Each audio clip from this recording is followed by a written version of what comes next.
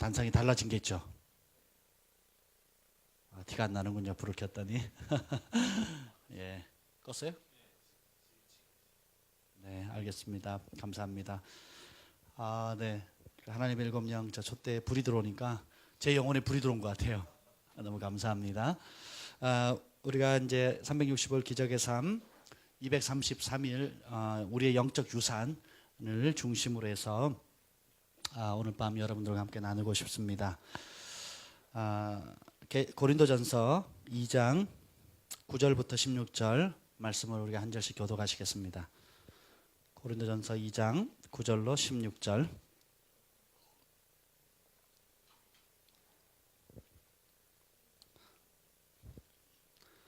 한 절씩 교독하겠습니다. 기록된 바 하나님이 자기를 사랑하는 자들을 위하여 예비하신 모든 것은 눈으로 보지 못하고 귀로 듣지 못하고 사람의 마음으로 생각하지도 못하였담과 같으니라.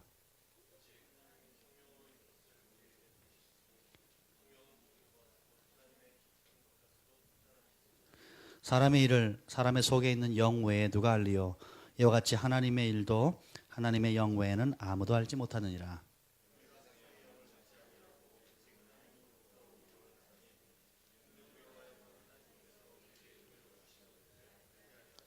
우리가 이것을 말하거니와 사람의 지혜가 가르친 말로 아니하고 오직 성령께서 가르치신 것으로 하니 영적인 일은 영적인 것으로 분별하느니라.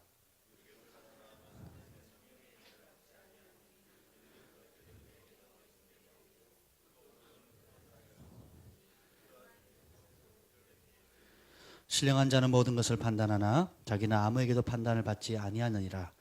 누가 주의 마음을 알아서 주를 가르치겠느냐? 그러나 우리가 그리스도의 마음을 가졌느니라. 아멘. 성령님 환영합니다. 성령께서 친히 오셔서 하나님께서 우리에게 은혜로 주신 모든 아름다운 것들을 이 밤에 말씀하여 주시옵소서. 예수님의 이름으로 기도합니다. 아멘. 보고 싶었습니다, 여러분. 잘 지내셨어요? 육신은 피곤하지만 우리 영혼은 날마다 새롭습니다. 아멘. 오늘 밤에 기도하면서 제가 그런 생각이 들었어요. 행복이 뭘까? 우리 인생이 뭘까? 무엇 때문에 사람들은 그렇게 분주하게 살아갈까? 무엇 때문에 좋은 학교를 가려고 할까? 무엇 때문에 좋은 직장 혹은 큰 돈을 벌려고 할까? 무엇을 위해서 세상 사람들은 그렇게 바쁘게 돌아갈까? 그래서 우리가 원하는 그대로 얻는다면, 우리가 소원하는 그것을 다 얻는다면 진짜로 행복해질 수 있을까? 그런 생각이 드는 거예요. 내가 원하는 대로 우리 아이들이 원하는 대학에 가거나 원하는 직장을 갖거나 원하는 꿈을 이루었다고 했을 때 정말 우리 자녀들이 행복해질 수 있을까?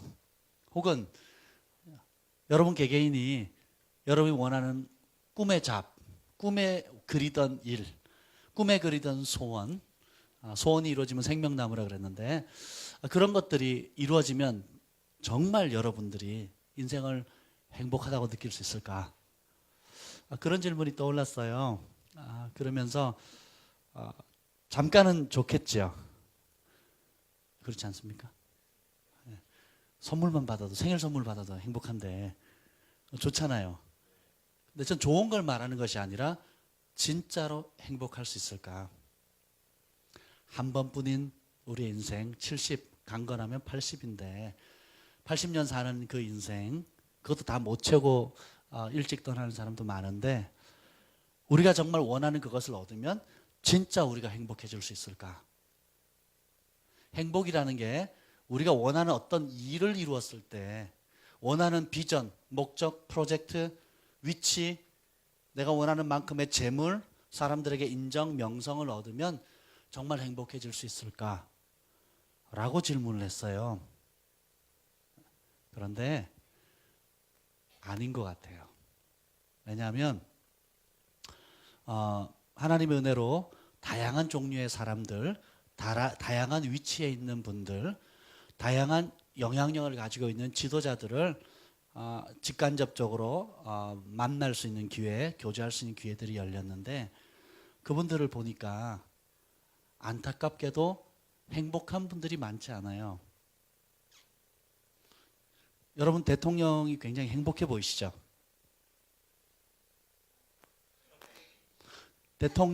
역대 대통령들이 행복해 보인다 하시는 분 손 들어보세요. 아, 너무 부럽다. 너무 행복해 보인다.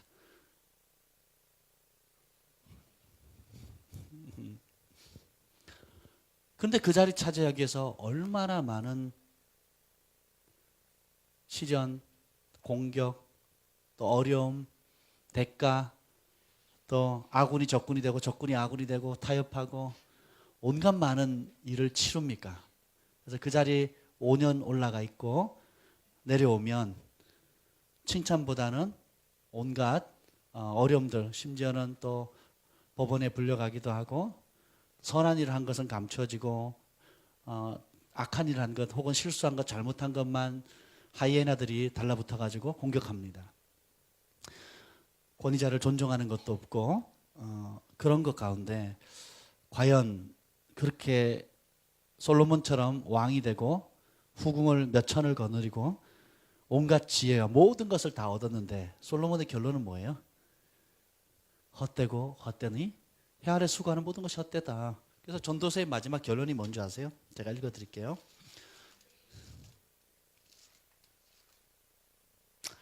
흙은 여전히 땅으로 돌아가고 영은 그것을 주신 하나님께로 돌아가기 전에 기억하라. 뭘 기억하래요? 헛되고 헛되도다. 모든 것이 헛되다. 성경은 허무주의를 말하는 건 아니에요. 그럼 헛되니까 아무것도 아니다. 그럼 허무주의입니다. 그런데 뭐라고 얘기를 합니까? 전도서 12장 13절 14절에 보면 일의 결국을 다 들었으니 우리 인생에 벌어지는 모든 일들을 다 듣고 깨닫고 난 결론이 뭐냐? 하나님을 경외하고 그의 명령들을 지킬지어다. 이것이 모든 사람의 본분이니라. 하나님을 경외한다. 여호와를 경외하는 것을 평생의 즐거움으로 삼은 분이 누굽니까? 예수님이에요. 이사야에 오실 1800년 뒤에 오실 메시아를 예언하면서 이렇게 얘기합니다. 그 메시아는 여호와를 경외하는 것을 그의 일생의 낙으로 삼다 그랬어요. 그래서 우리 인생의 최고의 축복은 하나님과 동행하는 것입니다. 예전에는 비전 혹은 부르심, 소명이 뭐냐 그러면 뭐 선교사가 되는 것, 목사가 되는 것, 사업해서 또 물질로 섬기는 것들, 뭐 여러 가지 프로젝트나 일이나 교회를 몇백 개 개척하겠다든지 아니면 몇만 명의 성도를 거느리겠다든지 혹은 선교지에 어떻게 돕겠다든지 어떤 프로젝트나 일이나 사물이나 일 중심의 사고방식을 많이 가졌던 것 같아요. 그런데 하나님 말씀을 알아보니까 데살로니가전서에 보면 예수님의 소원이 뭐라고요? 예수 그리스도께서 우리를 위해서 십자가 달려 죽으신 이유는 깨든지 자든지 우리와 함께 하려고. 아이들이 우리 아이들 천준이, 천율이, 하율이가 있는데 이 아이들이 선물 주면 좋아하죠. 용돈 주면 좋아하고 좋은 거 먹으면 좋아하죠. 근데 그런 거 다 해주는데 엄마 아빠를 영원히 못 본다. 그럼 아이들이 행복할 수 있을까요? 그럼 그런 게 없다 할지라도 엄마 아빠와 함께 할 수 있다면 아이들의 최고의 축복은 뭐예요? 엄마 아빠인 겁니다. 인격을 가진 그 존재와 함께하는 것이 행복해요. 그렇죠? 자, 신부의 최고의 기쁨은 뭐예요? 신랑이 아침밥 해주는 거, 해독 주스 해주는 걸까요? 해독 주스가 물론 좋은 것이긴 하지만 그거보다 더 큰 기쁨은 뭡니까? 신랑과 함께하는 거예요. 근데 신랑은 대부분 어떻게 생각합니까? 자녀들이 있고 아이들 학교 가야 되고 대학 보내야 되고 등록금 내야 되고 생활비 내야 되고 렌트비 내야 되고 집 사야 되고 차 사야 되고 유지해야 되고 세금 내야 되고 하니까 어떻게 해요? 돈 벌어와야 돼요.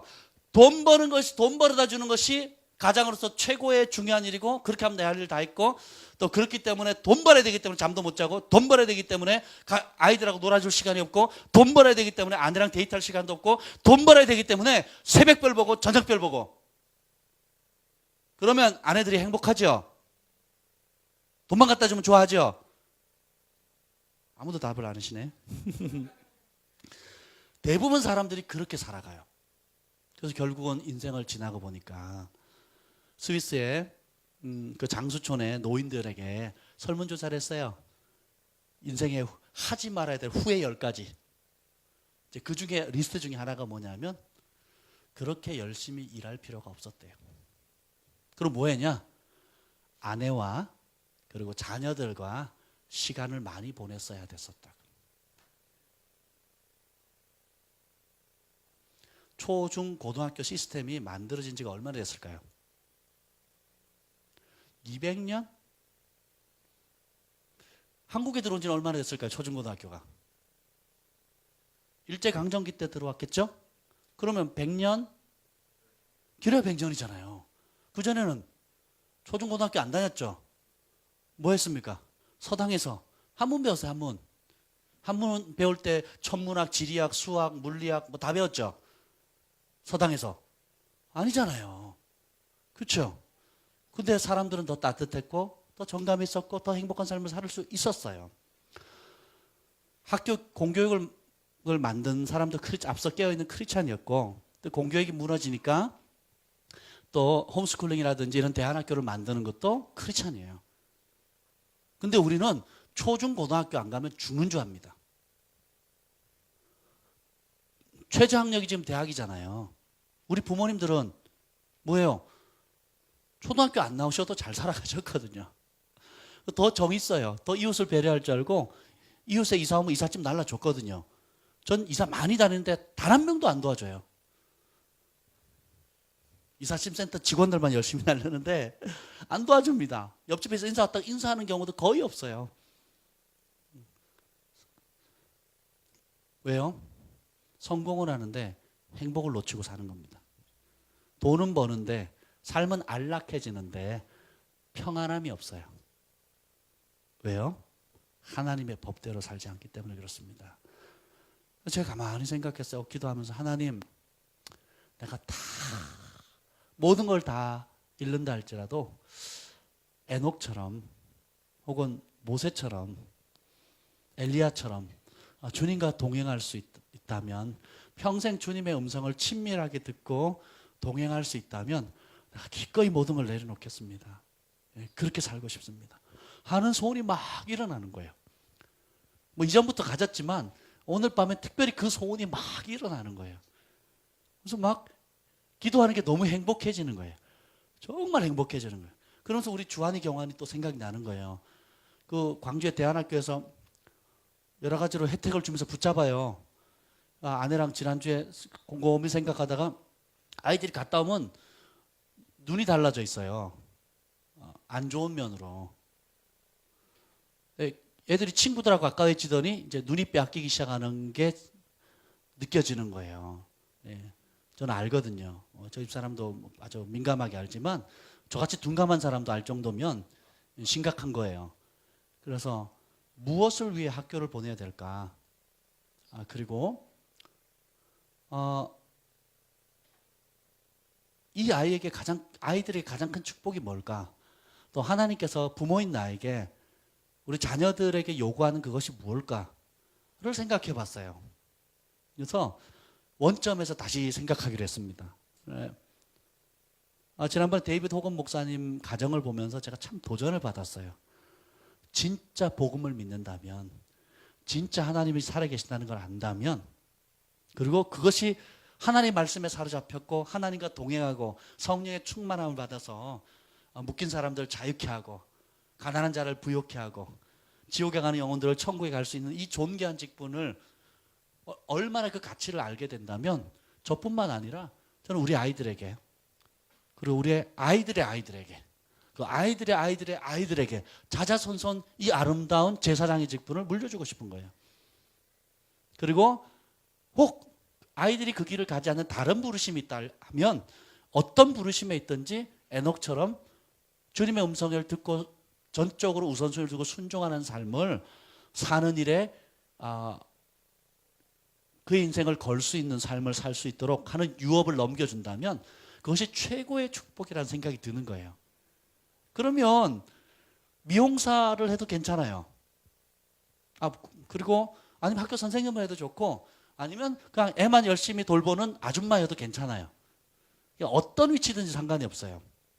성경에 부흥을 가져왔던 유명했던 사람 중에 상당수의 사람이 지식층의 사람도 있지만 대부분의 사람들은 지극히 평범한 사람이었습니다. 브라더 로렌스 형제 이야기하시죠. 하나님의 임재 연습하기. 수도승이었는데 수도승 중에서도 수도사였는데 수도승이 아니죠. 죄송합니다. 수도사였는데 그 중에서 가장 밑바닥 일을 하는 사람이었어요. 화장실 청소하고 마당 청소하고 그 빨래하고 부엌에 그 설거지하는 일을 주대로 하는 사람이었는데 그가 그 위치에서 주님과 다른 거 안 하고 매 순간 매 초마다 예수님의 이름을 부르고 예수님과 동행하기로 결정을 한 거예요. 그것을 일기로 쓴 것이 후대에 아주 유명한 책이 베스트셀러가 됐는데요. 근데 그분이 설거지만 해도 전 세계 사람들이 그 설거지하는 모습을 구경하러 와요. 왜냐하면 그분의 존재 자체에 임해 있는 하나님의 임재가 너무 강력해서 사람들이 그냥 그 존재 자체만으로도 보는 것만 해도 영향을 받고 치유되고 회복되는 거예요. 아멘. 캐드린 쿨만이 전성기 때 사람들이 그냥 지나가기만 해도 사람들이 다 쓰러졌거든요. 찰스 피니가 그냥 안 믿는 불신자들이 일하는 공장을 지나갔어요. 그냥 공장 노동자들이 열심히 일하는데 지나가는데요, 홍해바다 갈라지듯 다 쓰러졌어요. 그 하나님의 임재 때문에. 모세가 시내산에 내려갈 때 자기는 몰랐죠. 사람들이 그 얼굴을 못 쳐다봅니다. 그 얼굴에 임했던 하나님의 영광 때문에. 모라비안 폴에 가도요, 전 세계 곳곳에 있는 사람들이 그 시골 깡촌 산골짜기에 옵니다. 왜요? 하나님을 만난 사람이 있기 때문에. 하나님과 교통하는 사람이 그곳에 있기 때문에. 하나님의 진짜 음성을 들을 수 있는 사람이 있기 때문에 그곳에 찾아가는 겁니다. 그래서 일이 아니라 사람입니다. 뭐 어떤 사람이냐? 하나님과 교통하는 사람. 하나님께서 이 마지막 때 그리스도의 몸된 교회를 회복시킬 때에 오중직임을 주잖아요. 사도, 선자, 복음 전하자, 목사, 교사인데 이건 은사가 아니에요. 뭐예요? 선물입니다. 그리스도의 몸된 교회를 견고하게 세우기 위해서 주신 선물입니다. 그래서 교회, 그러니까 앞선 세대가 유업으로 물려주는 것들이 있어요. 오늘 이게 유산에 관한 건데 부모님이 돌아가시면서 뭘 남기잖아요. 예, 가장 기본적으로 태어나자마자 받는 게 뭐예요? 몸입니다. 몸. 그러니까 나는 그냥 아무 수고 안 했는데 제 몸은 운동을 잘하도록 되어 있어요. 저희 아버지 태권도 선수였고 마라톤 선수였고 수영 잘하셨고, 할렐루야. 그래서 저는 달리기도 못하고 수영은 조금 할 줄 알고 태권도 겨우 단증 땄고, 근데 운동은 너무 좋아해요. 동생도 운동을 잘합니다. 축구 선수였고 저는 검도 선수였습니다. 제가 그 DNA 속에 아버지 어머니로부터 육체적인 DNA 속에서 운동과 이런 음악 쪽 이런 걸 잘할 수 있도록 그냥 값없이 물려받은 겁니다.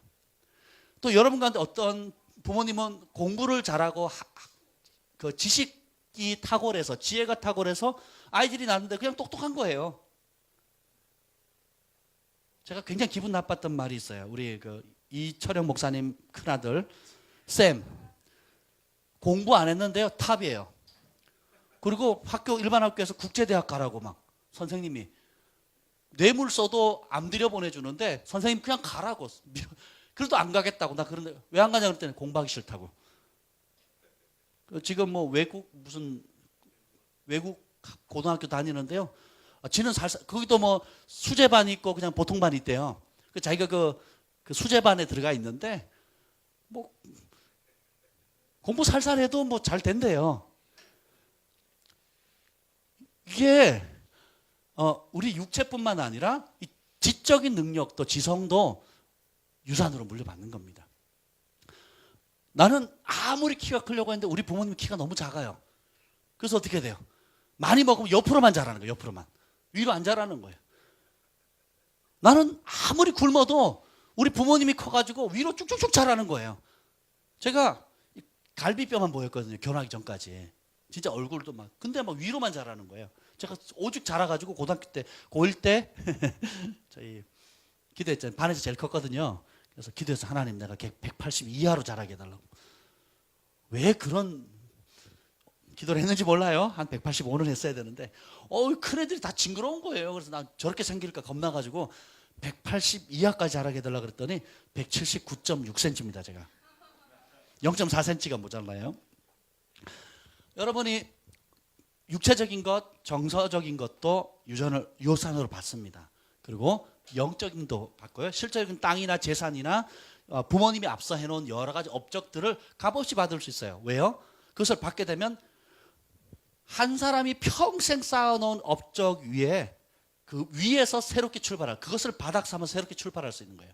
근데 유산의 축복을 못 받으면 어떻게 되느냐? 똑같은 그 일을 처음부터 다시 시작해야 되는 거예요. 서울에 있는 직장인이 전셋집이나 뭐 혹은 집을 살려고 한다. 그럼 뭐 월급을 몇 년 동안 모아야 된다 그러더라고요. 안 쓰고 10년, 집 사면 그 전세가 10년이고요. 집을 살려고 그러면 20년 이상 일을 해야 된다 그러더라고요. 그죠? 근데 우리 아버지가 집을 세 채 가지고 있어요. 그거 물려주고 가셨어요.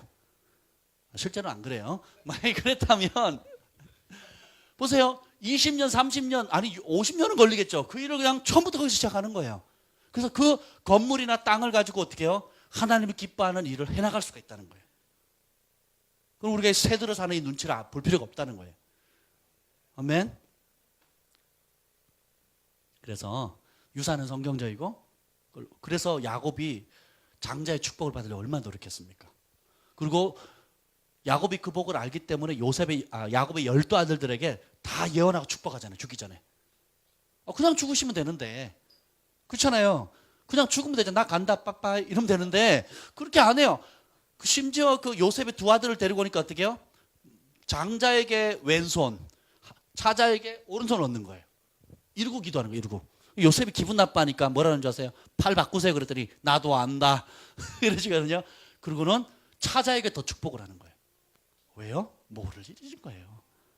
왜냐하면 우리가 이런 물리적인 축복도 있지만 영적인 축복도 있다라는 겁니다. 따라서 다 받자. 그래서 좋은 건 다 받아야 돼요. 아멘. 저희 아버지 시골에 논이 좀 있어요. 돈은 얼마 안 되는데 좀 기분 나쁘시면 그걸 동생한테 넘기겠대요. 그래서 제가 지난 40년 동안 그냥 동생 주라고 그랬어요. 저 관심 없다고 그랬거든요. 지난주부터 기도가 바뀌었어요. 이 말씀 읽고 주님 저도 지어주세요. 바뀌었어요. 부모님이 주시는 축복은 다 받겠습니다. 내가 주시면 받겠습니다. 제가 생각이 바뀌었어요. 그래서 장자의 권리를 취하기로 했습니다. 에서처럼 장자의 권리를 가볍게 여기서는 안 되겠다 이런 생각을 했어요. 물리적인 것 축복이든 유산이든 영적인 유산이든 우리가 취해야 됩니다. 가치를 소중히 여겨야 돼요. 그러면 그것이 여러분의 것이 되는데 오늘 고린도전서 2장 12절 한번 읽어보시죠. 2장 12절. 2장 12절 시작.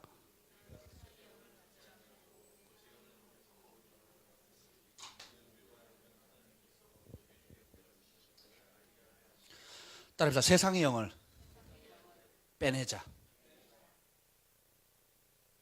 여러분들이 인정하든 인정하지 않든 우리 안에 세상의 영의 영향을 받은 습성, 말, 그리고 행동, 생각, 사고들이 많이 묻어 있습니다. 그것은 하나님 말씀이 들어올 때, 진리가 들어올 때 거짓이 드러나잖아요. 진짜가 들어와야 가짜가 드러나거든요. 그래서 하나님 말씀이 들어올 때 이 세상의 영에 때묻은 사고 방식들이 많아요. 세상의 영의 인도함을 받는 자녀 교육법, 세상의 영의 인도함을 받는 재물을 쌓는 법, 세상의 영의 인도함을 받는 출세하는 법, 세상의 영의 지도함을 받는 많은 사람들이 가는 길, 세상의 영의 지도함을 받아서 사람들에게 인정받는 것, 세상의 영에 의해서 내가 본능을 따라 여러 가지 사는 것들이 인식하든 인식하지 않든 너무 많이 이 속에 있다라는 거예요. 근데 성경은 뭐라 합니까? 이제는 우리가 세상의 영의 지도 다스림을 받지 않는다는 거예요. 뭐라고 합니까? 우리가 세상의 영을 받지 않고 오직, 따라해봅시다. 오직. 뭐예요? 오직이라는 게 뭐예요? 단 한 가지 영향을 받아야 된다는 거예요. 그게 무엇입니까? 하나님으로부터 온 영을 받으라.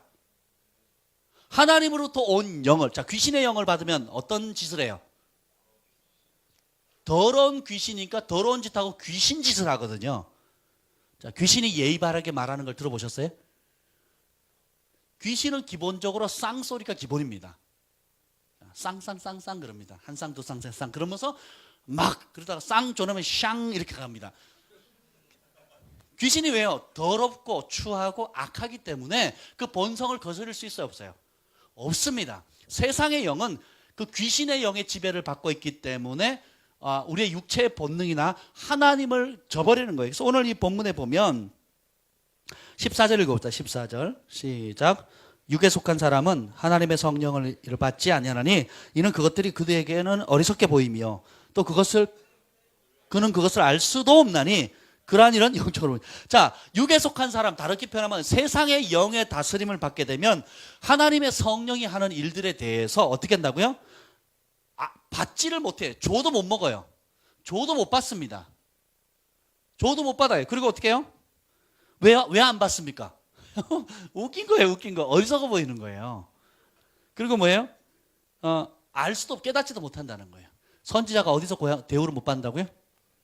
집과 고향에서 대우를 못 받는다. 저희 부부는 집과 고향에 가면 대우를 못 받습니다. 제 동생은 도움 필요할 때만 전화합니다. 뭐 영적인 도움을 받는 게 아니라 실질적인 도움이 필요할 때만 전화를 합니다. 왜요?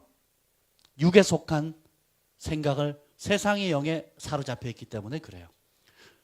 그래서 세상의 영에 교회는 다니는데 성경도 읽고 신앙생활도 하고 헌금도 하고 찬송도 하고 직분도 받았는데 생각은 뭐예요?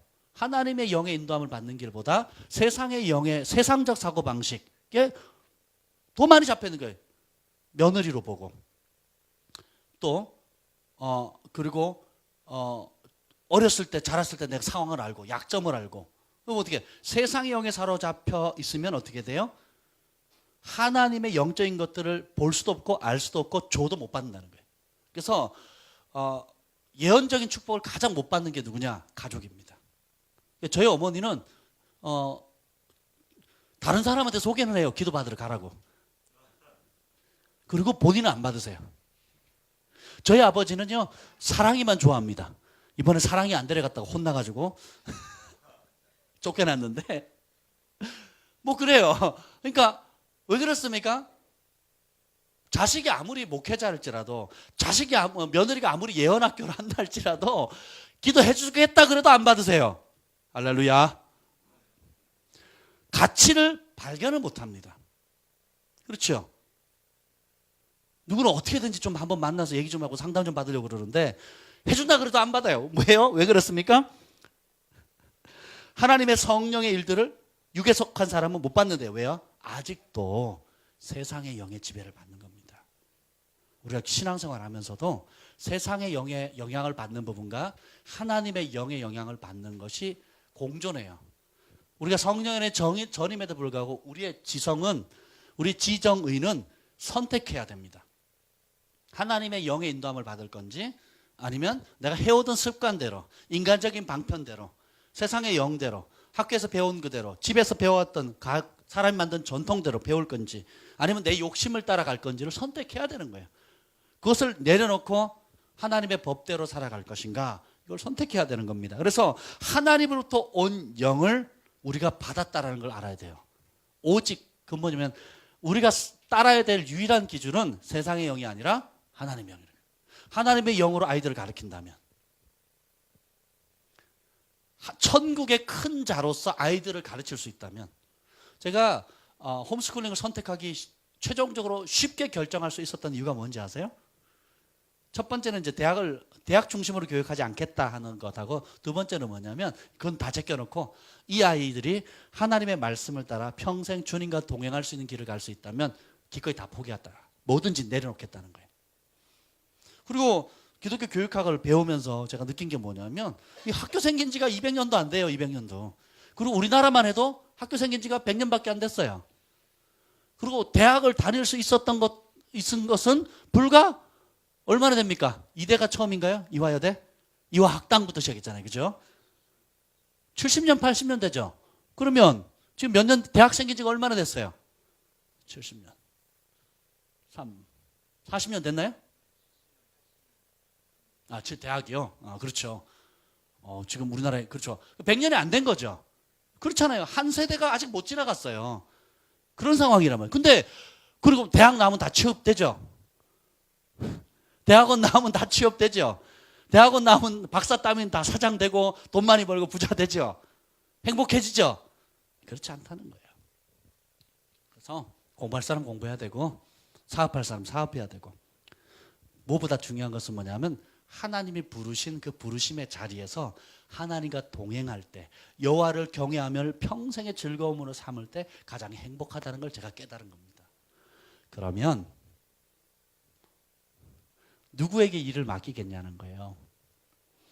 누구에게 돈자락을 맡기게, 회계를 맡기겠습니까? 누구에게 금고 열쇠를 맡기겠어요? 누구와 동행하기를 즐거워하겠습니까?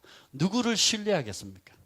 요셉이 내가 어찌 여호와께 득죄하리요, 하나님께 득죄하리는 그것이 자타가 공인하는, 인정받는 삶을 살았습니다. 그랬더니 보디발 장군의 집에서도 총리가 되고, 깜빵에 집어넣어도 그 모든 옥졸들을, 같은 그 죄수들을 관장하는, 그리고 성경이 뭐냐면 요셉에게 맡긴 일은 돌아보지 않았다 그랬어요.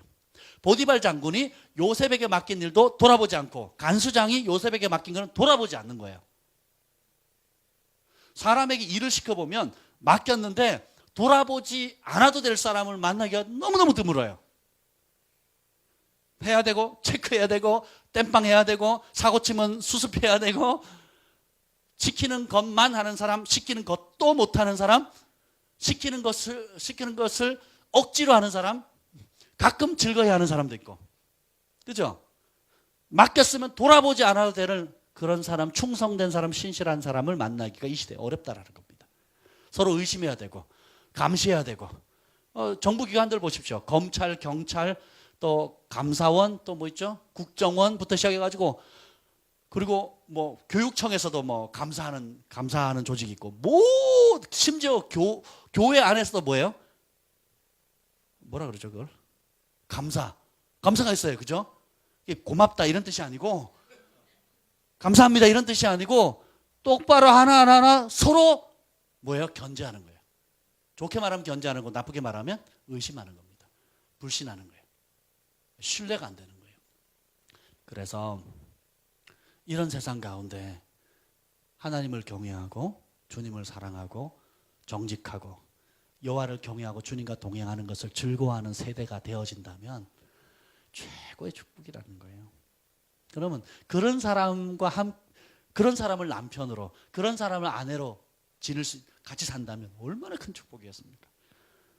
아멘. 그런 사람과 같이 일할 수 있다면, 그런 사람과 한 교회 그리스도의 공동체가 되어진다면 그게 얼마나 행복하겠습니까? 제가 이틀 전에, 어젠가요? 그저께네요.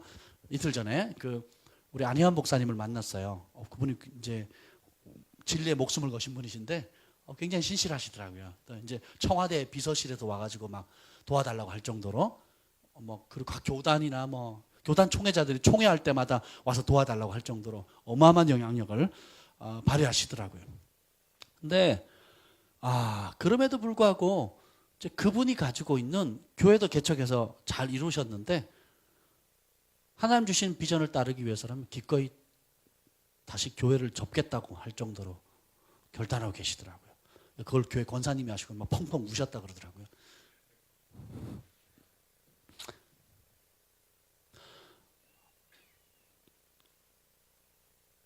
하나님과 동행하는 즐거움, 그리고 그 가치를 알게 된다면 어떤 위치에서도 빛을 발하게 됩니다. D.L. 무디는 구두수성공이었고요. 그리고 키에르케고르인가요? 유명한 신학자, 중세시대 신학자가 있어요. 키에르케고르 아니고 있어요. 제가 그분 이름이 안 따라오는데, 굉장히, 그분도 수도사였는데 아주 그 말단, 뭐라 그러죠? 제일 토마스 아퀴나스인가요? 토마스 아퀴나스 아니면 이름이 안 떠오르네.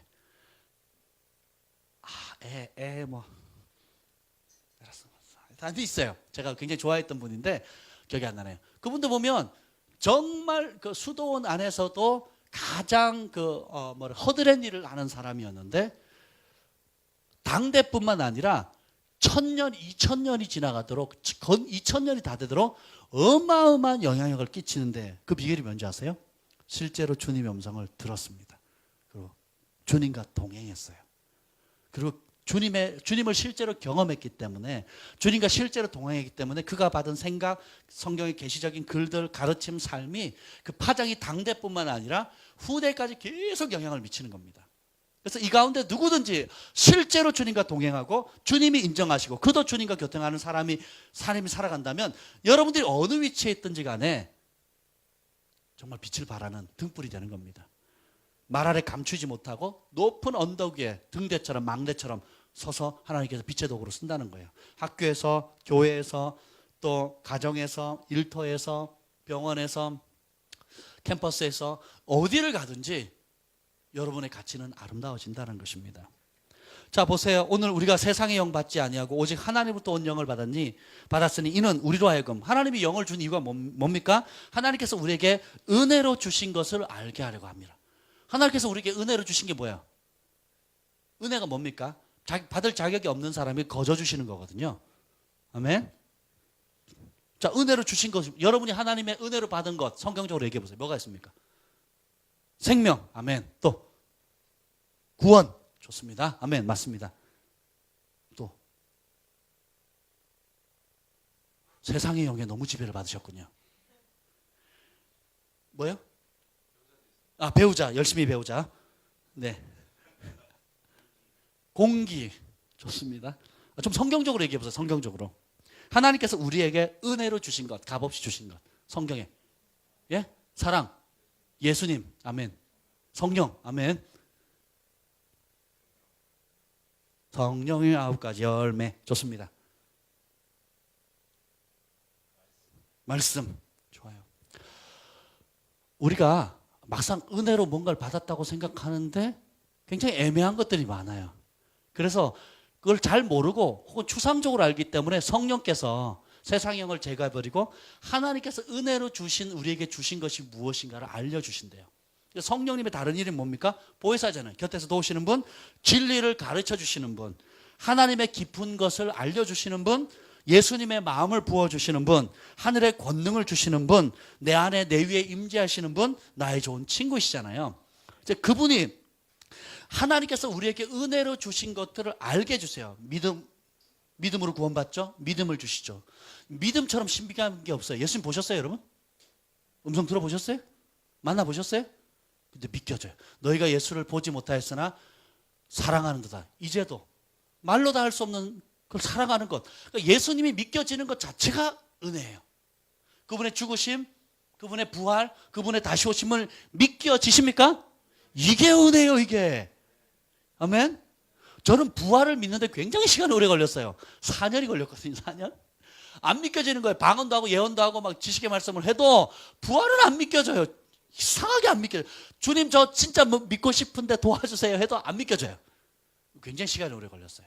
몇 번의 장례를 치른 이후에 장례식에 참여하고 관을 메고 막 시신이 들어가고 막 시체 옆에서 내가 밤새 지키면서 막 이 죽음에 대한 것들을 실제로 막 경험하게 해주시더라고요. 그리고 나서 왜 부활이 중요한 건지에 대해서 어느 날 탁 깨달아지고 그냥 어느 날 믿겨지는 거예요. 믿어지는 게 은혜입니다. 믿음이 없이는 하나님을 기쁘시게 하지 못하나니 하나님께 나아간 자는 반드시 그가 계신 것과 자기를 찾는 자에게 상 주시는 힘을 믿어야 할지니라. 믿겨진다. 하나님 살아계신 게 믿겨져요. 하나님 내 기도를 들으신다는 게 믿겨집니다. 아멘. 그분이 내 안에 계신다는 게 믿어지는 거예요. 이 기록된 66권의 말씀이 하나님의 말씀이라는 게 믿겨져요. 그리고 순종했을 때 그대로 이루어진다는 것도 믿어져요. 초자연적인 역사가 오늘도 있다는 게 믿겨지고 누려져요. 이게 하나님의 은혜라는 거예요. 아멘. 하나님이 공급해 주신다 믿어집니다. 치유하신다는 게 믿어져요. 아멘. 그 지혜를 주신다는 게 믿어집니다. 주님이 존귀케 하신다 믿어지는 거예요. 주님이 높이시면 낮출 자가 없다 믿어지는 거예요. 그리고 하나님의 말씀을 거스릴 때 교만한 자에게 오는 심판, 죄악을 지음으로 하나님의 유업을 받지 못한다는 그런 사실에 대한 두려움이 오면서 믿어지는 거예요. 이게 은혜입니다. 아멘. 회개할 수 있는 것도 은혜예요. 내 죄가 깨달아지는 건 돌이키려는 마음 자체, 그게 살아있다는 거거든요. 회개는 내가 하고 싶다고 되는 게 아니에요. 은혜입니다. 내가 인정하는 것도 은혜고 눈물 흘리는 것도 은혜고 돌이킬 수 있는 것도 은혜고 돌이킨 상태를 유지하는 것도 은혜고 선한 일에 더 힘쓸 수 있는 것도 은혜입니다. 아멘. 내가 인색하고 쥐고 안으로만 쥐고 있고 쌓아두기만 하고 이렇게 살다가 홍두 쪽이라도 나눠주고 하나님 나라를 위해서 꿈꾸고 많은 개인뿐만 아니라 교회의 영역을 넘어서서 도시와 나라와 열방을 먹이고자 하는 비전을 갖는 것도 은혜입니다. 아멘. 그래서 구원도 은혜로 받죠. 그리고 하나님의 자녀가 되는 권세, 통치권도 값없이 받았잖아요. 그리고 복의 근원이 되는 축복도, 축복의 통로가 되는 것도 은혜고, 그리고 그리스도의 남은 고난에 동참할 수 있는 것도 은혜입니다. 고난이 없으면 no cross, no crown이란 말이 있죠. 십자가가 없으면 면류관도 없다는 거예요. 고난이 없으면 영광도 없다는 거예요. 릭조니 목사님 그걸 경험했거든요. 천국에 갔더니 천국에서 영광을 바라는 존재들이 있어요. 상을 받을 뿐만 아니라 영광의 빛을 바라는 존재들이 있는데, 이 땅에 여러분이 그리스도를 증거하고 진리를 위해 살고 대가를 지불하고 하나님 예수님의 말씀을 따라 쫓아 희생하고 수고하고 헌신하고 양보하고 모든 했던 것들에서 받았던 핍박, 고난, 어려움, 그리고 육체적인 학대, 순교, 그 온갖 그런 손해본 것들로 몸에 이런 상처들이 천국에서 없어지는 게 아니라 이 땅에 예수님을 위해서 고난받았던 모든 것이 이제는 그 상처가 천국에서는 영광의 빛을 발산하는 표징이 된다는 거예요. 그래서 어떤 사람에게는 영광이 달빛의 영광이 있고 어떤 사람은 태양빛의 영광이 있는 겁니다. 아멘? 별빛의 영광이 있고, 태양도 그렇게 밝은 별이 아니라는 거 아시죠? 태양보다 수백 배 더 밝은 별이 있다는 거 아시죠? 그러니까 우리의 삶 가운데 이 땅에 그리스도를 위해서 고난받는 것, 교회를 위해서, 성도를 위해서, 새신자를 위해서, 또 안 믿는 가족들을 위해서 수고하고 멸시당하고 조롱받고 어려움당하고 내 재물을 깨뜨리고 향유를 깨뜨리고 한 모든 것들이 결국은 뭐예요? 베드로가 성령 받고 달라진 게 있어요. 성령 받기 전에는 핍박받는 것을 피했습니다. 성령 받고 채찍 맞고 예수님의 이름을 위해서 고난받는 것을 뭐예요? 큰 영광으로 생각합니다. 그리스도의 남은 고난을 채우는 것을 베드로도 그랬고 요한도 그랬고 바울도 그랬고 큰 영광으로 생각합니다. 우리 그 단계 가야 돼요. 얼마 전에 모슬림 국가에서 어디더라? 아프리카예요. 어느 유간다였나? 나이지리아? 나이지리아. 아프리카 맞나요? 나이지리아인가요? 봤는데요. 무슬림들이 나이지리아인가? 그 부흥이 있는 곳.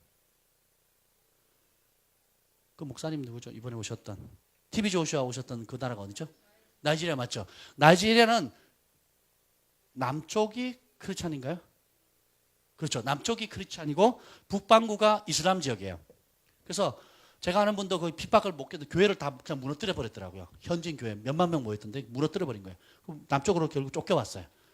굉장히 지금 남북이 나눠져 굉장히 심각한데, 그 북쪽에 이제 크리스찬들이 초잔적인 역사가 일어나면서 예수님을 많이 영접하는데, 이 이슬람들이 열받아가지고 어떻게 했냐면, 제가 사진을 봤습니다. 페이스북에 누가 보내줘서 봤는데, 페이스북에 본 사람마다 수십 명의 사람들을 산채로 태워 죽인 거예요. 크리스찬들을, 무슬림들이. 그래서 태운 사진 있잖아요. 시꺼멓게 탄 사진을, 시신들을 쫙 이렇게 모아놓은 것들, 수습해가지고 모아놓은 그 사진을 그냥 그대로 페이스북에 올라온 걸 봤습니다. 지금 우리가 편안하게 이 자리에 앉아있는 이 순간에도 선교지에서는 자신의 믿음을 양보하지 않고 자신의 믿음, 예수님을 사랑한다는 그 고백, 예수님이 주인이라는 그 한 사실을 그냥 부인하면 되는데, 그걸 부인하지 않고 화형에 당한다 할지라도 그 믿음을 지키는 신실한 하나님의 사람들이 있다는 겁니다. 굉장히 지금 하나님은 전 세계 곳곳 가운데 놀라운 일들을 행하고 계셔요. 순교자들의 숫자를 채우고 계시고 있고, 그런 순교자들의 피 흘림을 통해서 또 어마어마한 부흥들을 이루어가고 계시거든요.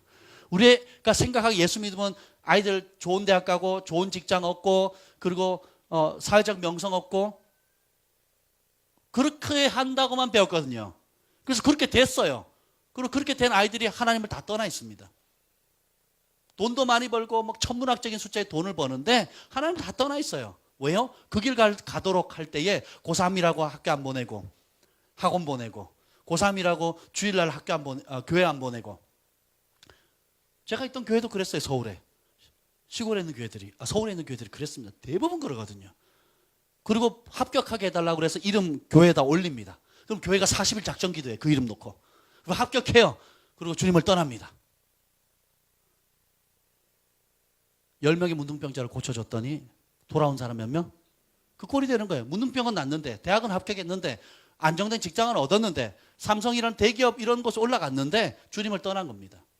문둥병은 낫지만 축복은 받지만 주님을 떠나는 거예요. 왜요? 복음을 잘못 가르쳐서 그렇습니다. 그리스도를 위해서 고난받는 것, 이것도 하나님의 은혜로 주신 특권입니다. 따라합시다. 핍박이 특권이다. 핍박받는 게 특권입니다.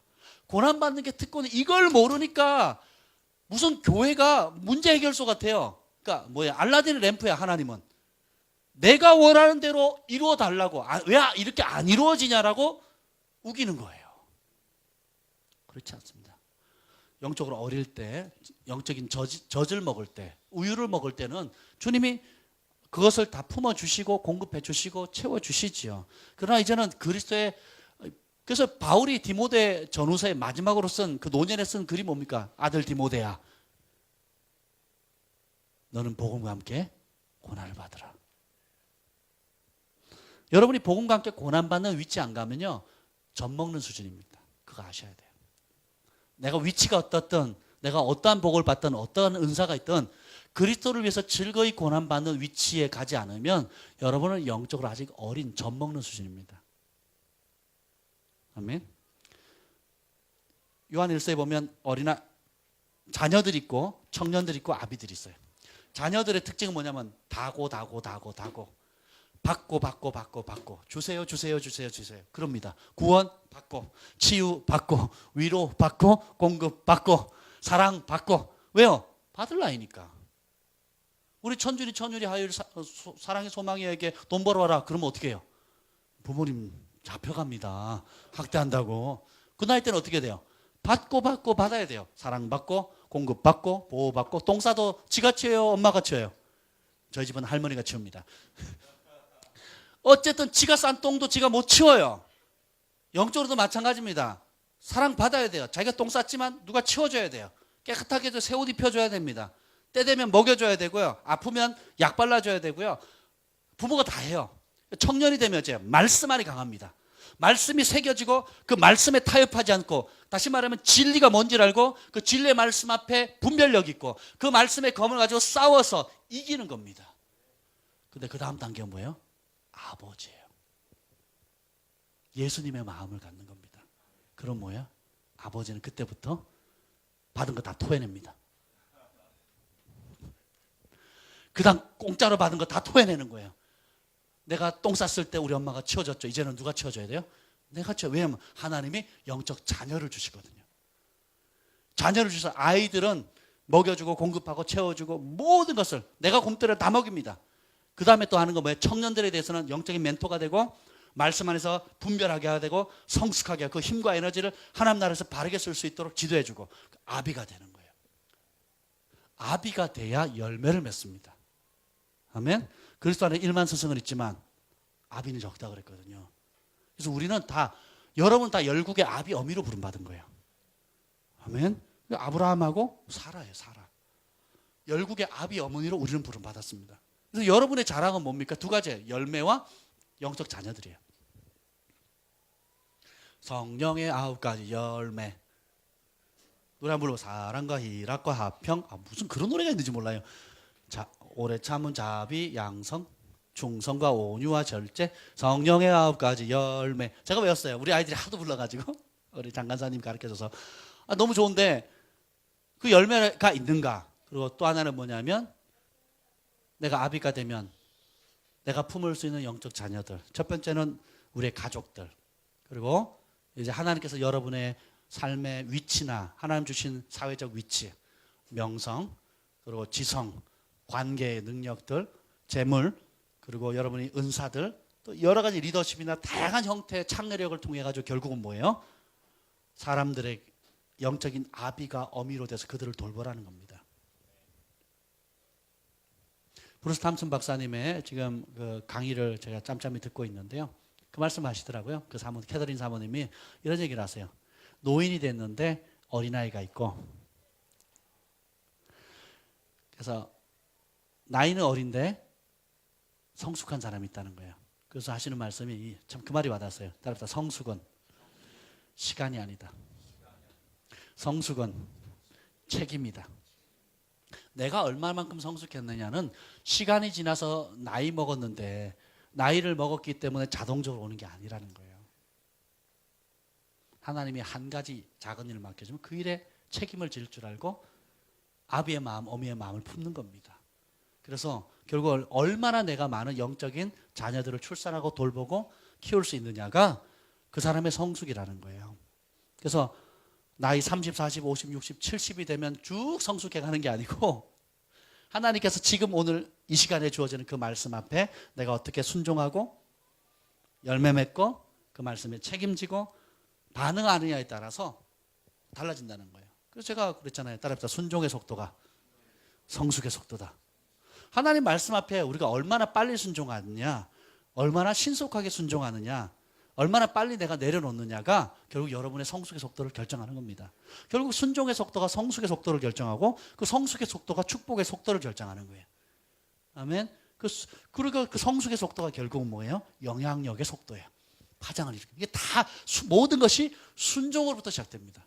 그래서 제가 아는 목사님들이 이름을 개명을 많이 해요. 김순종 목사님, 그리고 박사랑 목사님 이런 식으로 사랑과 순종이라는 이름으로 많이 바꿉니다. 왜냐하면 굉장히 순종이라는 것이 영적으로 굉장히 큰 가치가 있다는 것을 알기 때문에 그렇게 개명을 하시더라고요.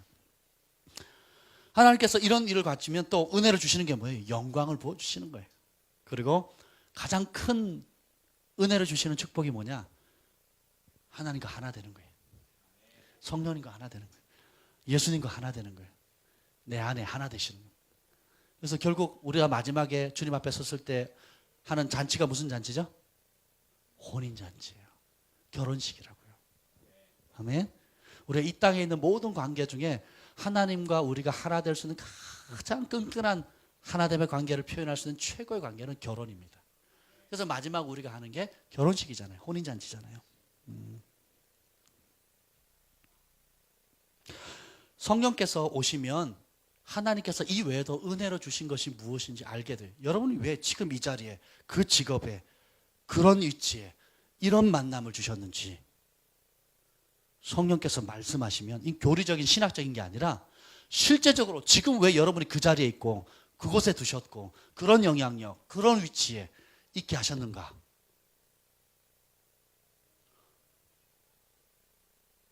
은혜로 주신 것을 성령께 물으면 알려주신다는 거예요. 오늘 유산은 봅시다. 영적 유산은 단순히 개인적 소비를 위한 것이 아니라 그랬잖아요. 여기 가운데 있는 사람 가운데 영적인 유산을 받지 않은 사람은 아무도 없습니다. 부모님으로부터 또 이제까지 거쳐왔던 많은 영적 지도자들부터 여러분 유산을 받은 겁니다. 근데 그 모든 복은 하나님이 여러분의 육신의 부모님을 통해서 준 보이는 가시적인 유산이든 영적 지도자를 통해서 부었던 여러 가지 다양한 영적인 유산이든 공통점 뭐예요? 단순히 여러분 개인 복 받으라고 주어진 게 아니라는 거예요. 뭡니까? 하나님의 왕이신 예수님과 예수님의 나라가 이전보다 더 많은 곳에 더 멀리 영향을 끼쳐가도록, 그래서 천국을 이 땅에, 천국을 여러분의 삶의 지경을 넘어서서 더 많은 곳에 영향을 미치도록 하기 위해서 주신다는 거예요. 아멘. 그래서 지금 여러분이 있는 위치를 가운데 하나님이 은혜로 주신 게 무엇인가를 성령님께 물어보세요. 굉장히 중요합니다. 가정의 영역에서, 학교의 영역에서, 일터의 영역에서, 사업의 영역에서 자녀를 기르면서 또 여러 가지 일들을 하면서 혹은 쉼을 가지면서 또 여러분 글파 안에 있으면서 주신 그 하나님의 은혜가 무엇인지 성령님께 조명해달라고 알려달라고 구하셔야 됩니다. 그래서 그렇게 하는 모든 이유가 뭐예요? 결국은 여러분이 있는 그 자리에 하나님 나라를 도래시키는 겁니다. 그리고 이제까지 받았던 그 유산들, 오늘 자연 유산은 영적 유산과의 차이를 얘기하잖아요. 자연적 유산은 뭐예요? 우리가 전에 갖지 못했던 거 갖는 겁니다. 전에 집이 없었는데 아버지가 집 물려주면 집이 생기죠. 땅이 없었는데 아버지가 물려주면 땅 주시죠. 빌딩이 없었는데 빌딩 받잖아요. 할렐루야, 다 있었으면 좋겠어요. 아니면 현금으로, 현찰이 요즘 대세니까 현찰로 100억을 뭐 줬다. 이건 뭐 전에 없던 게 생기는 거잖아요. 근데 영적인 유산은 뭐예요? 없던 게 아니에요. 이미 있던 건데 발견하는 거고, 발견하는 것을 사용할 수 있다는 겁니다. 제가 생각해 봐서 오늘 이게 보면 고린도전서 3장 21절 23절에 보면 그런즉 누구든지 사람을 자랑하지 말라. 만물이 다 너희의 것이라. 따라합시다. 만물이 다 내 거다. 바울이 미쳤어요. 이 바울은 3천층에 올라가 가지고 사람이 가히 이룰 수 없는 것들을 봤다 그랬어요. 다니엘도 다니엘서에 기록되지 않은 사람이 이룰 수 없는 기이한 것들을 봤거든요. 사도 요한도 요한계시록 쓰면서 쓰려 그러니까 쓰지 말래요. 이거는 비밀이다 그래요.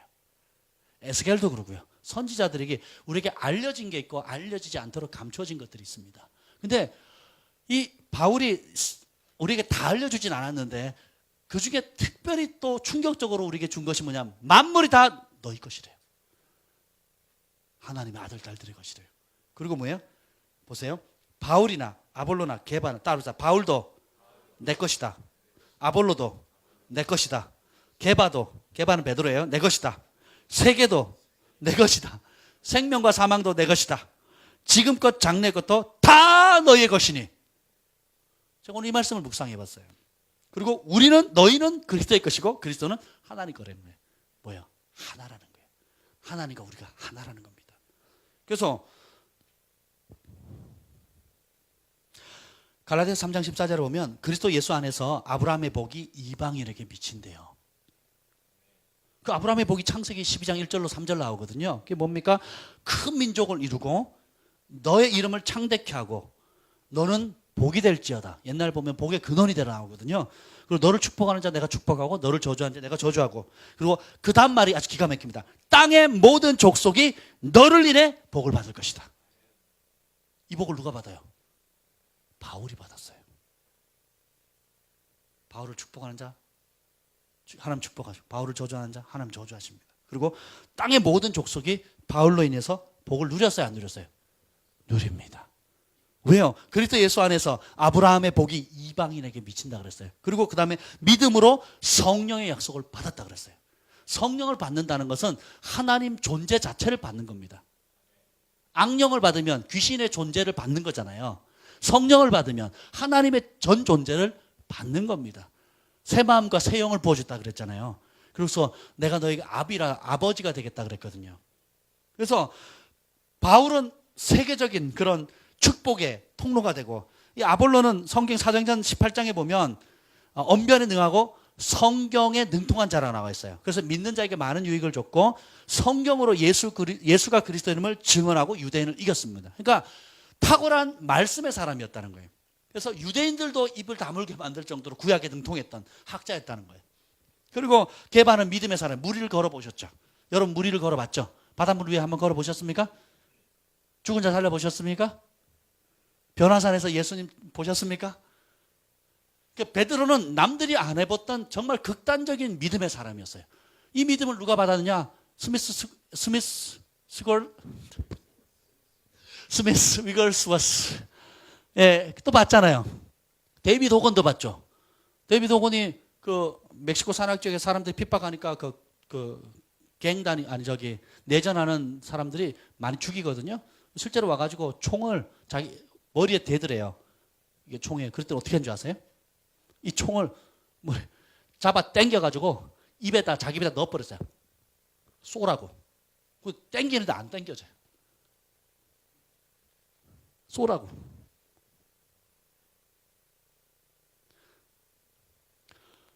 이 시대에 많은 하나님의 사람들이 그 아브라함의 복을 그리스도 안에서 끌어당깁니다. 그러니까 성경에 기록되어 있는 모든 인물들, 그리고 그 인물을 통해서 주어진 권세, 축복, 영향력, 이 모든 것이 다 누구의 것이에요? 보세요. 바울, 아볼로, 게바, 세계, 생명, 사망, 지금껏 장래를 다 너희의 것이라 그랬잖아요. 다니엘의 것이 우리의 것입니다. 아브라함의 것이 그리스도 안에서 우리 것이라고 얘기했잖아요. 아멘. 모세가 우리의 것입니다. 그래서 앞선 선배들, 구름같이 허다한 증인들이 바라봤지만 그들의 몫을 했지만 다 이루지 못한 분량이 남아있다는 거예요. 그래서 그들이 마치 계주하고 똑같습니다. 계주를 달렸을 때 4명이 뛰죠. 4명이 뛰면 가장 중요한 주자가 누굽니까? 마지막 주에. 제일 잘 뛰는 사람 언제 보내요? 마지막. 제 친구가요. 계주 선수였는데 육상부였는데요. 뛰면 어떻게 뛰냐면 다른 사람들 이러고 뛰잖아요. 그 친구는 다리가 가위로 뛰어요. 이렇게. 그러니까 다리가 쫙쫙 벌어지는데요. 그러니까 구부려서 뛰는 사람하고 완전히 체조 선수처럼 쫙쫙 벌어서 뛰는 사람하고, 그러니까 자기 한 발 디디면 보통 사람 2발 이상을 가는 거예요.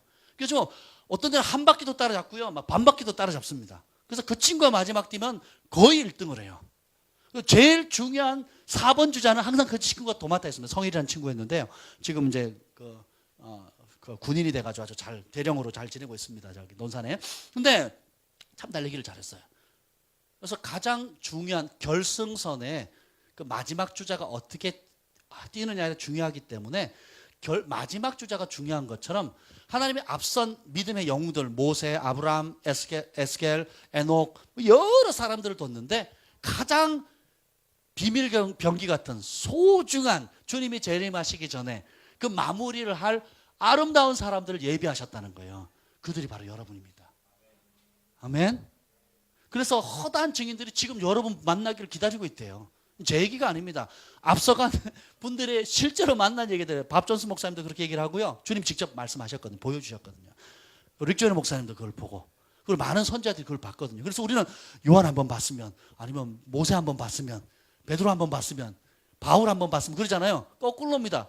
바울이 여러분을 기다리고 있어요. 바울 사도가 지금 우리 승만이 한번 봤으면 이러고 있어요 지금. 할렐루야. 아멘. 어떻게 저렇게 드럼을 칠 수 있을까? 근데 기억할 것은 그 모든 걸 하나님께서 우리에게 주기를 아까워하지 않으셨다는 거예요. 아들을 아낌없이 내어주신 분께서 성령 안에 있는 온갖 좋은 은사들을 값없이 주지 않느냐고 성경은 말하고 있습니다. 근데 중요한 것은 그 모든 것이 다 우리에게 주셨는데 우리는 누구 거? 예수님 거예요. 그리고 예수님은 하나님 거예요. 몇 년도였더라? 88년 올림픽이었나? 월드컵 축구 2002년에 승리 누가 했죠? 브라질이 했나요? 우승. 독일이 했나요? 그럼 그 다음 연 것 같아요. 그 다음 월드컵이었나요? 브라질이 한번 우승한 적이 있어요. 예. 2002년이요? 예. 제가 우리 뭐 4강에 들어간 것만 해서 미쳤잖아요. 그때. 근데 그 우승할 때에 제가 봤어요. 우승을 하고 브라질이 워낙 잘하니까. 근데 우승을 하고 나서 마지막 그 우승 경기를 하고 나서 단체 사진 찍는데 전부 다 감독부터 시작해가지고 전부 다 옷을 벗었어요. 그럼 보통 이제 자기 광고하고 PR할 때 여기 뭐 아무개야 사랑해 뭐 혹은 무슨 자기가 친한 친구 회사 뭐 이렇게 복싱 선수들 뭐 안에 입잖아요. 그것처럼 전부 다 이걸 벗었는데 그 안에 뭐가 있는지 아세요? 글자가 써있어요. We belong to Jesus. 제가 충격받았습니다. We belong to Jesus. 단이 오르기 전에 전부 다 원을 그리고 손을 잡고 기도를 했습니다. 벗겨. 우리는 예수님의 것입니다. 그래서 제가 박수를 쳤습니다. 그 감독이 누군지 거기서 누가 그런 영향을 발휘했는지 모르겠지만 여러분은 축구를 통해서 세계를 제패할 수 있는 자격이 있습니다. 우리는 예수님의 것입니다. We belong to Jesus를 전부 다 하얀 티셔츠에 다 새겨 있는 거예요. 전 그걸 봤어요. 얼마나 감동이 오든지요. 우리나라 4강에 올라간 것보다 더 감동이 오더라고요. 그래서 박수를 쳤어요. 여러분은 브라질 대표 선수들, 여러분은 그 상을 우승을 차지할 자격이 있습니다.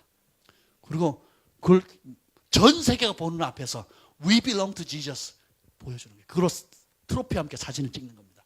We belong to Jesus. 우리는 주님의 것입니다. 여러분의 위치에서 나는 주님의 것입니다 라고 드러내기를 하나님 원하세요. 그래서 하나님이 그 위치, 여러분이 작든 크든 높든 낮든 두 사람에게 영향을 끼치든 100사람에게 영향을 끼치든 상관없습니다. 여러분이 현 위치에서 나는 주님의 것입니다. 하나님 나에게 이런 좋은 영적 유산을 주신 것, 또 부모님으로부터 유업을 물려받은 이 모든 건 뭐예요? 내가 주님의 것입니다. 나를 통해서 주님 영광 받으시오라는 거예요. 그렇게 하기를 원하신다는 거예요. 영적으로 젖먹는 수준에서 벗어나서 다고 이루어주세요. 자식 소원, 직장 소원, 남편 소원, 뭐 여러 가지 소원 좋은 것이긴 한데 그 차원에 더 이상 머물러 있지 말라는 겁니다. 청년이 되고 아비가 되어서 어떻게 해요? 나는 주님의 것입니다. 얼마나 좋은 영향력이 있어요. 우리 학교 선생님만 돼도 반 아이들 50명 그냥 담임만 돼도 어떻게 해요? 50명 주무를 수 있잖아요. 저희 과학 선생님은요, 수업을 1시간 하면 50분 예수님 전했어요. 10분 가르쳤습니다. 그리고 4교시 하면요, 4교시 내내, 넷째 수업, 점심시간 전에 되면요, 1시간 내내 예수님 전하고 점심시간 10분 끝나는 10분 남까지 복음을 전했어요. 근데 어떻게 된 줄 아세요? 강원도에서 우리 학교가 과학 최고의 성적을 냈어요. 과학시험이 뭔지 아세요? 객관식 없습니다. 100% 주관식. 무감독. 감독 없이 그냥 그렇게 맨날 시험을 봤어요. 그 강원도에서 1등 했습니다, 저희가. 평소에 그렇게 시험을 봤어요. 무감독에, 그리고 주관식으로 100%. 시험을 평소에 그렇게 봤거든요. 그러니까 도에서 무슨 책장 시험 보잖아요. 그럼 그 시골 학교가 과학 점수는 1등이 되는 거예요. 신기하더라고요. 근데 그분이 뭐예요? 수업 시간 되면 예수님 얘기밖에 안 했어요.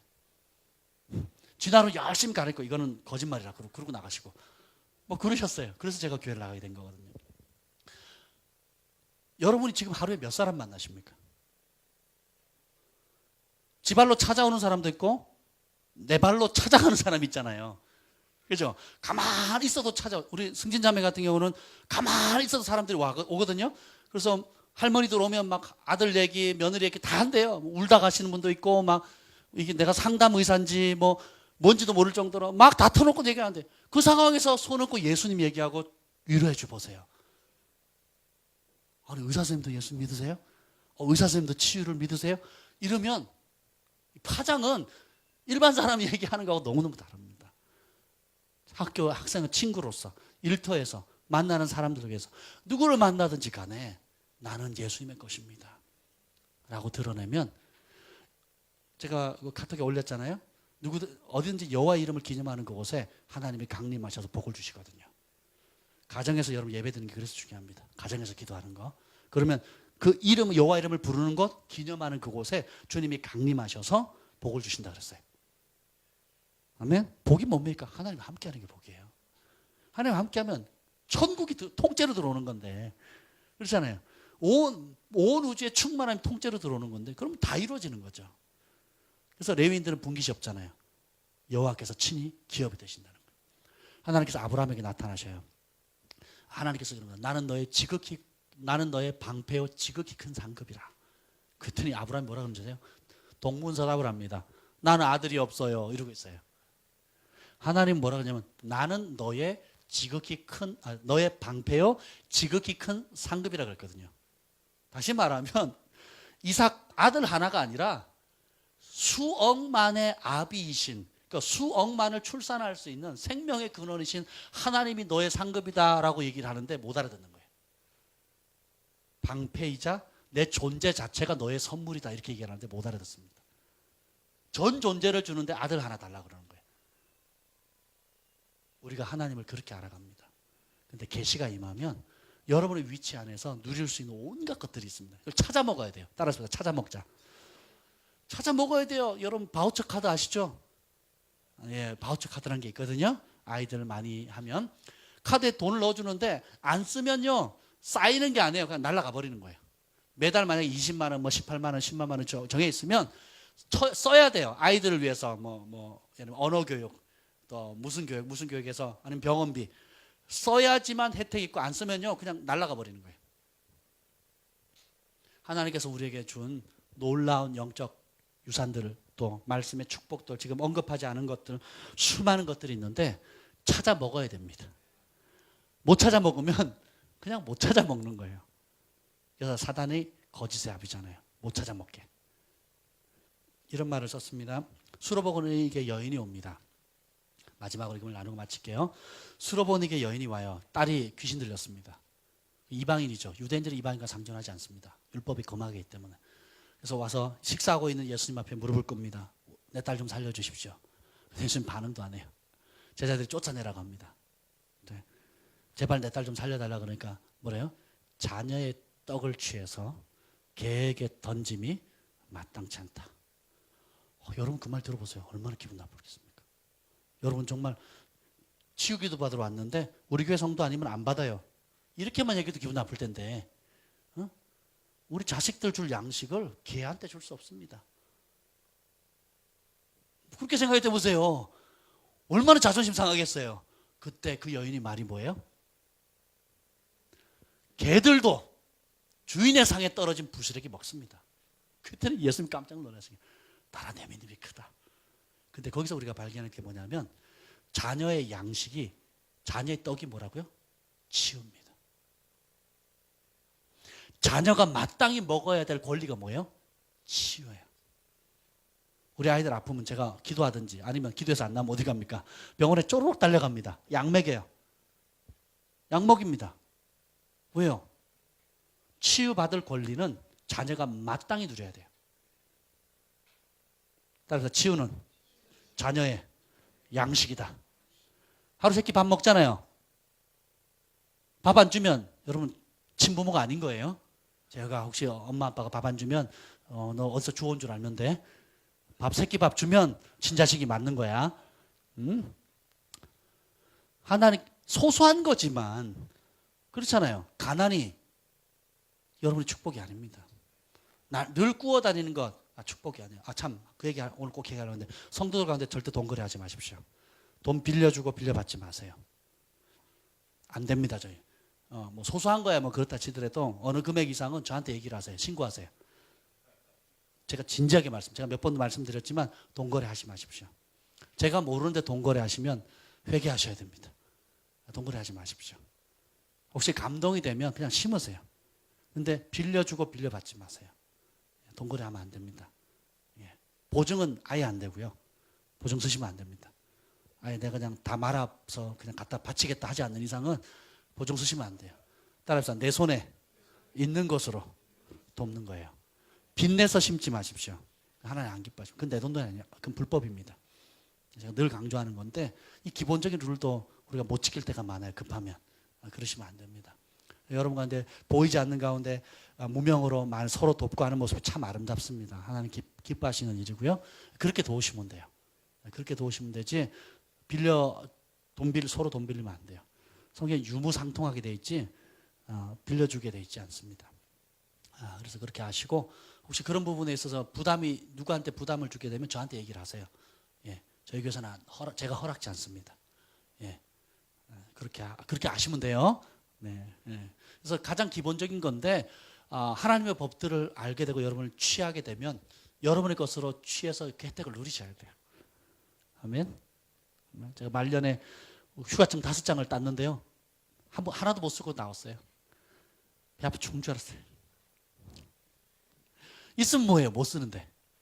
우리가 보세요. 바울, 아볼로, 게바, 세계, 생명, 심지어 사망 권세까지도 지금껏, 현재 있는 것, 장래의 것 다 우리 거래요. 따라합시다. 찾아 먹읍시다. 옆에 분에게 얘기했어요. 찾아 먹읍시다. 오늘 밤 찾아 먹읍시다. 아멘. 건강이 필요한 사람 건강을 찾아 먹으셔야 돼요. 기적이 필요하시면 기적을 찾아 드셔야 됩니다. 초자연적인 공급이 필요하면 공급이 찾아 드셔야 돼요. 그래서 어떤 유업이든지 오늘 영적 유산의 장점이 뭐라고요? 이미 있는 것을 취하는 거예요. 마치 내 이름으로 된 통장에 잔고가 수백억이 있는데 모르고 지냈던 거예요. 발견하면 대박 난 거죠. 이제 그때부터 쓰는 거예요.